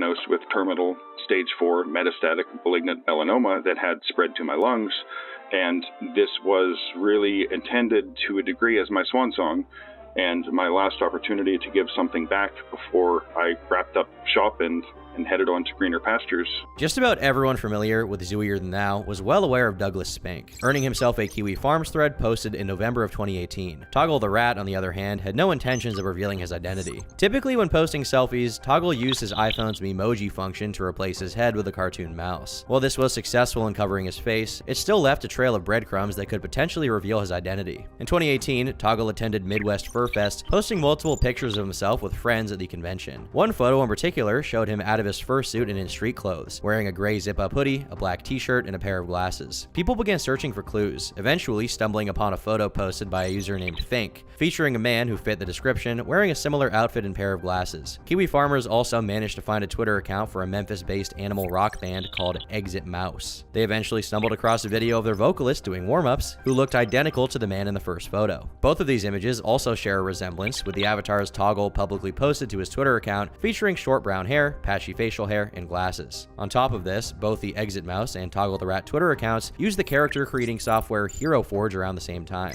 Toggle also posted a picture of a new mask he had bought, which the lead singer of Exit Mouse also happened to own. While both of these could be pure coincidence, it certainly adds credence to the theory. As people dug deeper, they discovered a post made on Bandcamp in 2017, revealing the original name of the band was Husky in Denial, before changing it to Exit Mouse. During this era of the band, the vocalist's online moniker was Smooch This Pooch, demonstrated through archives of the band's Twitter. With this Twitter, Kiwi farmers managed to find more pictures of the vocalist, along with pictures of his husband, Trevor. Most notably, however, the Husky in Denial Tumblr account was found, where the man carelessly doxed himself while showing off his new guitar strings, revealing his name as Buck Riley. This coincides with both his Twitter and for Affinity accounts identifying himself as Buck. While the new address in the photo was out of date, Buck's husband, Trevor, accidentally leaked their new address when venting his frustrations at Grubhub not delivering his Taco Bell on time. Kiwi Farms users were able to locate his new home on Google Maps and confirmed his residency with a Facebook post showing the front yard and unique metal lattice trim. This post in particular was also a crucial piece of evidence that Toggle the Rat was in fact Buck. Posted on February 18th of 2020, Trevor states that a stray dog was abandoned near their home and asked his followers if anyone would be willing to take him in. Coincidentally, 3 days later, Toggle the Rat posted about an abandoned dog that he and his husband had been taking care of. Another alternate alias, Clunk, was also discovered, as people found two posts that were nearly identical being posted by Husky in Denial and Chipmunk Clunk. This led investigators to find a list of fetishes posted by Clunk. These included age play, animals, grandfather/grandson, and underage characters. This also coincides with Buck's frequent and bizarre defense of cubs, which are underage furry characters. Eventually, through more digging, Kiwi farmers were able to find out that Buck was only a nickname, with his real name being Charles Alexander Berry. Hypothetically, there is a chance that all of these parallels are simply a long string of unfortunate coincidences. However, this is very unlikely to be the case. It seems that Toggle became aware of Doug through his Cross Species Alliance Twitter account. Their first encounter actually sparked a disagreement regarding the infamous zoo sadism leaks of September 2018, during which Toggle, at one point, referred to the account's admin as petulant. However, this insult would not sour the future relationship between the two. Shortly after, Toggle happened to begin reading Uniquely Dangerous when he noticed that the Cross Species Alliance was referenced in the book. He quickly put two and two together and realized that Doug Spink was behind the account. And I noticed in Maloney's description of the ransacked little shack that he lived in that the words Cross Species Alliance was written on a whiteboard in the background. So I messaged him later and I was like, hey, is this account run by Doug Spink? And he was like, yeah, there's a few people that run this account, but it's me typing right now. The two struck up a friendship, and eventually Doug would inquire about starting a podcast. Thus, Zooier Than Thou was born. A brief description on the show's website reads, Zooier Than Thou is yet another monthly podcast covering the Zoophile community and all things zooey and wonderful, featuring current events, dating advice, and insider tips on rubbing shoulders with the Zooluminati elite, all with a great deal of silliness. Zooier Than Thou sets itself apart from the pack with an openly positive and joyful interpretation of what it is to be a zoophile. Hosts Fausti and Toggle bring 2 lifetimes of animal activism and cross-species romance to the mic, with the help of a dedicated cast and crew of zooey talent. There may be hundreds of others out there doing doing the same thing, but Zooier Than Thou aims to do it the best. Zooier Than Thou is no different than Doug's other efforts to normalize his degenerate sexual interests, the main difference being the layer of irony and satire, likely used to shield himself from terms of service violations. A notable quote comes from the very first episode, where the two hosts explain the nuance of their self-described activism. In zoos, we've always known better, though. It's not about the humans, it's about everybody. So with this podcast, what we're really all about is celebrating primarily the non-human side of things, their agency, their wisdom, their interests, and above all else, the well-being of the non-humans that share our lives. They do deserve their own voice. More than that, they deserve to have their agency and their adulthood both respected and embraced. So true. And treating animals as if they have no desires, no free will, no autonomy, it's dishonesty like that which allows us to tolerate heinous factory farm practices, to imprison and torture hundreds of millions of our sentient brethren. That and more. To castrate them, to mutilate them, to literally cut off the adult parts of them, a purely non-consensual violence towards victims who are completely unable to defend their own bodies from these attacks.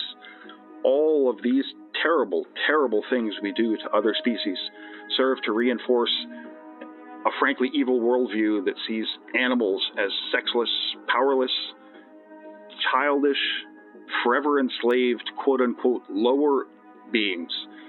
Everything about that is just awful. But having sex with these animals is completely fine and human and just normal, right? Like that's the justification, I guess. Like what? But they think they're helping, right? Like deep down, there's this underlying belief that what they're doing is. Yeah. I think once you decide something like that, you can rationalize everything. I guess, yeah, just rationalize everything. Like it's fine. Don't worry about it. Everything is fine. It's totally normal, and they're definitely happy all the time. Like we as zoos directly challenge the assumed separation of humans from everybody else who shares residency on this planet with us. As zoos, we undermine that imaginary distancing by truly and genuinely embracing our non-human colleagues as equals, as friends, as partners. The irony of advocating for animals as helpless victims of attacks and castration, only to moments later describe them as equal to human beings, is laughably stupid. Especially when you consider things like animal castration typically happen in the context of medical benefits. Food production. Nothing positive comes from having sex with your dog. Logical fallacies are a staple of the Zooier Than Thou podcast, with a healthy dose of cope and cognitive dissonance. To be fair, this is unsurprising, considering it's pretty difficult to make a good faith effort to defend zoophilia. Zooier Than Thou also dedicates time to responding to fan mail in a segment called Ask Zooey. It's severely unlikely that any of this mail is actually real, considering the first bit of mail they read was written by a dog, in their words. In this I'm sorry, what? They got mail from a dog?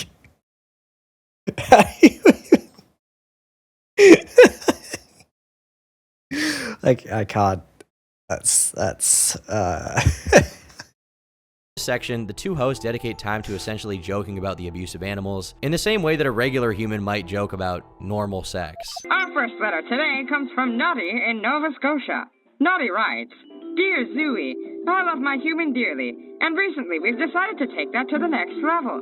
But I've discovered he has a very strange fetish for peanut butter, and I simply don't understand. I try to indulge him, but the peanut butter just gets stuck to my gums, and I end up licking my teeth more than I'm licking his junk.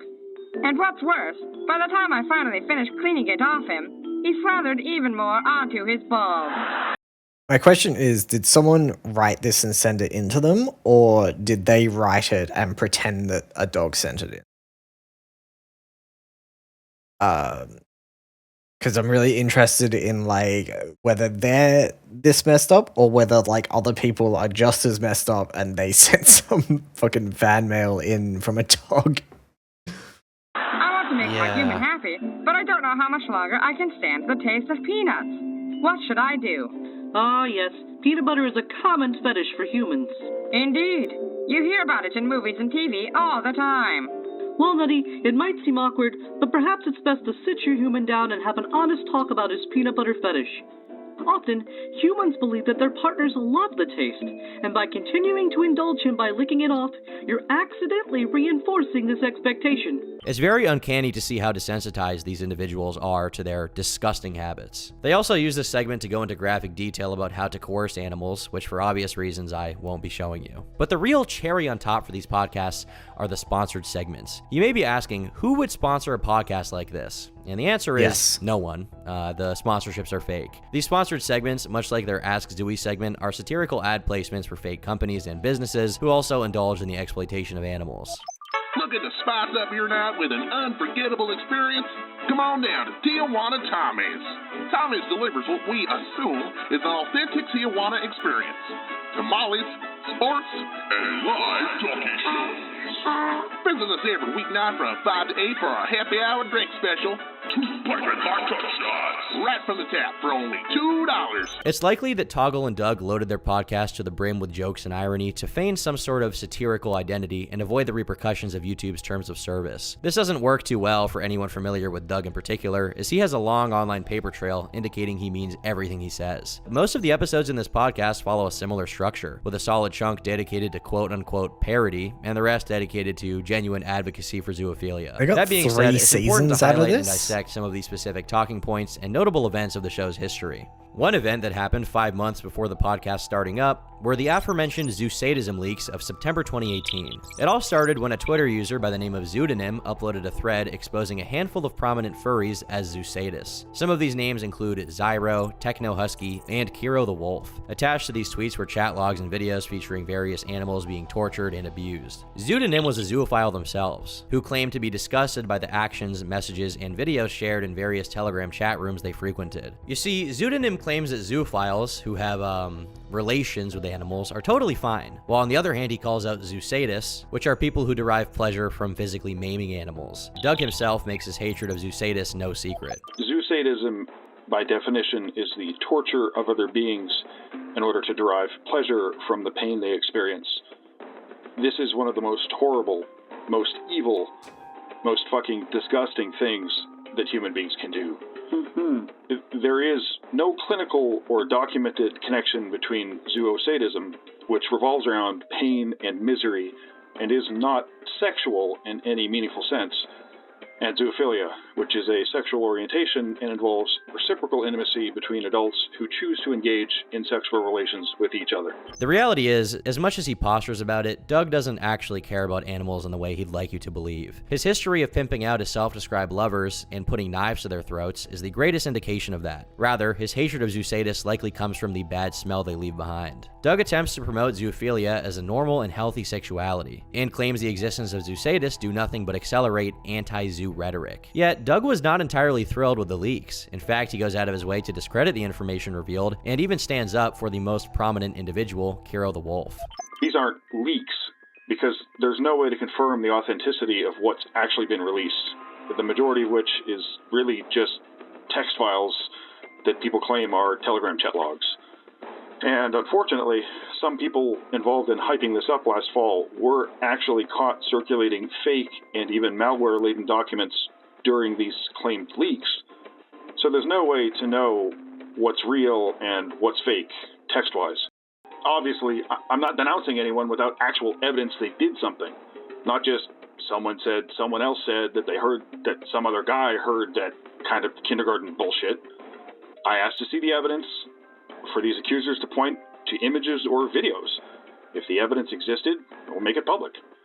Not text chat logs, which are so trivially easy to fake. I personally hope that Kiro can survive this terrible episode, and whatever his strengths or failings as a person and as a young man in the community at large, that he can use this experience to become stronger, wiser, and more compassionate in the future. Doug prefers that zoosadists be dealt with privately and quietly, likely because any negative attention drawn to them will also reflect on zoophiles. Despite claiming to be disgusted with zoosadism, he intentionally avoids getting the police involved when dealing with them. I've already disclosed my own history in working with ad hoc groups to address zoosadists in the past. For us, it's simple. It wasn't about getting lauded publicly or getting people arrested or getting people ostracized from the community. For us, success was making sure these people could never hurt another animal ever again. That's the goal, obviously. Now, short of that goal, we would deem our efforts to be a failure. That's pretty simple, isn't it? The reason you go after zoosadism isn't because they, quote, make us look bad, or because it's fun to chase people around, or because you don't want them bringing heat on you by being around. No, you do it because they're monsters. They hurt others for pleasure. That's just so damn clear. And as animal lovers, that really does seem like the reasonable benchmark for the success of a project like this. Okay, so using that as a benchmark, let's take a look at last fall's zoosadist leaks and determine just how successful they were. Because some of the zoos who were really, really close to all this, they claim they were infiltrating all this zoosadist talk, but I have my own personal concerns about how they ended up so tangled up in the middle of all this as zoos, because, I don't know, me personally, I never seem to get tangled up with zoosadists, you know? In reality, his concerns with zoosadism is nothing more than half-hearted virtue signaling, all done in a pathetic attempt to posture zoophiles as morally righteous animal lovers. This sentiment of zoophilia being all about love is heavily expanded on in the 4th episode of the podcast. With Doug absent, likely busy with his cancer treatment, Toggle conducts a solo interview with a person named Kion. Kion supposedly had been in the zoo community as long as Doug had, meaning he was an active member in the earliest days of the internet. It was during this time that he was producing not safe for work content featuring animals and posting it online for other people who like that stuff to see.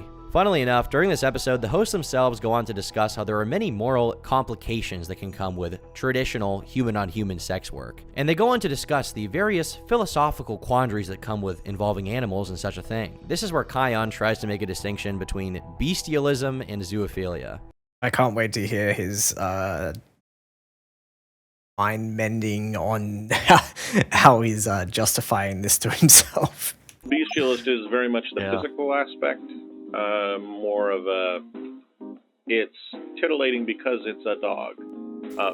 That there's an interest in sticking a dick in something or receiving a fucking from an animal that's exciting and novel because it's an animal, rather than having formed any sort of relationship with the animal, of trust and familiarity. You can't jump a fence and screw a dog and consider that to be really much more than bestialism. In essence, according to him, bestialism is a simple fetish for animals on the basis of the novelty of doing stuff with them, as opposed to zoophilia, where he claims that love is the central focus and sex is just a byproduct. This is ironic, as Kion later goes on to reminisce about his dog Zane, a supposed love of his life that he used to pimp out and use in various videos he produced. It's very clear to people like Doug and Kion that animals are a commodity to be used for profit and lust, quite different from an average human-on-human relationship. As mentioned previously, Doug has frequently tried to retcon zoophiles into the LGBT movement. This comes along with the duo referring to anti-zoo sentiments as bigoted, and referring to those who oppose their lifestyle as zoophobes. Much like this, the concept of zoo pride is often brought up. Speaking personally, I have been deeply touched by many of the listener submissions on the topic of zoo pride. In addition to the wonderful diversity of views on what zoo pride means to each of us, the overall zeitgeist of the community, the pride in our collective pride, as it were, comes through in each and every one of these submissions. Social justice is a frequent talking point in the podcast as well, even referencing supposed misogyny within the zoo community.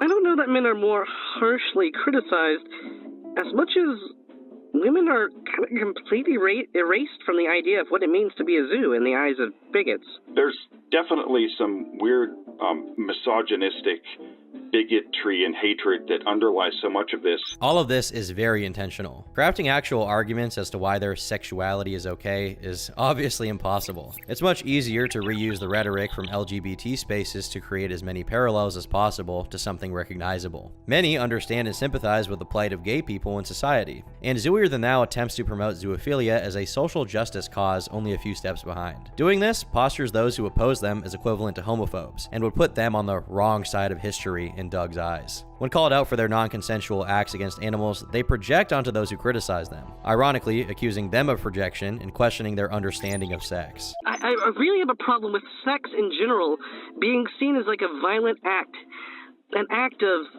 asserting one's power. Well, let's note the people who are making assertions of sex as a violent act. What does that tell us about the people making those assertions? Yeah. Right. And those people then project that disgusting, broken view of intimacy onto us, and it has nothing to do with us. It has to do with them in some weird way making their behavior real and then attacking it in some way, attacking themselves and something, and in the meantime we're sitting here shrugging our shoulders like, what the hell is that about? Rather than advocating for themselves in a good faith manner, Zooier the Now seeks to gaslight his detractors into believing that they are simply ignorant and hateful bigots who are projecting and don't have any real good reasons to dislike them. One group of people in particular who have been vocal against zoophiles is the furry community. A common stereotype amongst those in the furry fandom is that they harbor a secret attraction to real-life animals. This negative stereotype has compelled many furries to actively speak out against this animal activity and make their grievances with those who harm them known. The hosts of Zooier the Now, on the other hand, believe this is simply a shame-riddled attempt to hide the true nature of their sexuality. Furries have always been considered like strawmanned as zoophiles, and that breeds a certain resentment in our community towards zoophiles, even while, like, you know, I'm just using this loosely, but like half the people in the fandom are zoophiles. Even though that's the case, there's a strong desire to separate themselves from zoos, and in that strong desire, the persecution becomes more heated. But because they could not be out as zoos, they used furry in part as a kind of subterfuge in case anybody had was suspicious of them, if anybody wanted to accuse them of being dog fuckers or something. This is I feel like there's a very close overlap between furries and zoophiles, though. I'm sure. Yeah. Like, there's got to be like a definite overlap in between both of them because they're both so similar in so many ways. And I'm sure that there are furries that are not technically zoophiles, but like I feel like that overlap is massive, right? Yeah. Yeah, you're not a whole lot of one without a whole bunch of the other. Yeah, right. This is a common theme in all of the talking points frequently used in the podcast. Zoos are never the ones to blame. It's everyone else's fault but their own. This belief is further exemplified by the host insisting rants about a man named... Yeah, like everyone else is wrong, we are correct, right? Yeah, the only explanation for why this is wrong is everybody else is wrong. Yeah. Randy Zoobuster Pepe. Randy was a supposedly reformed zoophile who turned on the community and outed as many people as he could in the late 90s, and Doug was supposedly one of his victims. In a thread posted to Toggle's Twitter account, he shares a very interesting take on Randy's involvement with the current stigma around zoophiles. He claims that Randy single-handedly spawned the hatred that zoophiles face today. It was his original idea that having sex with animals was bad, and no one else thought it was the case until he convinced them. He even supposedly crafted the quote-unquote false paradigm that animals can't consent. That's right, guys, we've all been unknowingly brainwashed by this one guy from the 90s. We're the weird ones, we're the bigots, we're the deranged lunatics degrading animals, not the zoophiles, no. And it's all Randy Zoobuster's fault. Zooier the Now's first season is 24 long, excruciating episodes, chock full of illusion and projection. Rarely, if not ever, do they make actual arguments as to why animals are capable of consent. Rather, they spend a majority of their time talking about how hard their lives are and blaming everyone else for not understanding them, all while throwing in a healthy pinch of buzzwords and social justice quips to feign some sort of intellectual and important discourse. Doug's death was looming over him throughout the entire podcast. He was frequently absent in a few episodes, often dealing with complications due to his chemo treatments. I am currently in between chemotherapy treatments. The last protocol I was on, toxic side effects built up to the point where we had to stop, and I have not started the... It's a Zoophile theme song. Really? I don't know. Okay. I mean, it could be. I feel like this is part of their podcast, so it's just like the music they have in the background that's playing or what have you, like at the start of the podcast or even like all the way through. Just like happy, cheery music, like, oh no, we're just doing this as a joke, don't ban us. YouTube, you know, like that kind of thing. Yeah. Next protocol yet, so I am off. Or maybe he's living in Jamaica at the moment. Yes, you know, possible, although he's probably not allowed to leave the country. Got in trouble for leaving other jurisdictions. Yeah, no, and I mean, if you're having chemo and stuff, you're probably not you leaving. probably want to stay away. Yeah. Chemo right now for the first time in many months. According to Doug, he was also not taking his oral chemotherapy behind his oncologist's back. Over the summer, I almost died in June, again from chemo, not actually from cancer. I have been off chemo since June 20th. Don't tell my oncologist because he doesn't actually know. His initial diagnosis was evolving rapidly. The cancer traveled from his skin into his lymph nodes, which then spread to his lungs and trachea. An already difficult cancer to beat was now an inevitable death sentence. This leads us to January 24th of 2020, when Doug's husband, Zeman Depot, would announce that Douglas Spink had passed away. In episode 11.5 of the Zooier Than Thou podcast, Doug's husband would also further expand on the death of his late husband. No. How do you do 0.5 of a podcast? How do you do 11.5?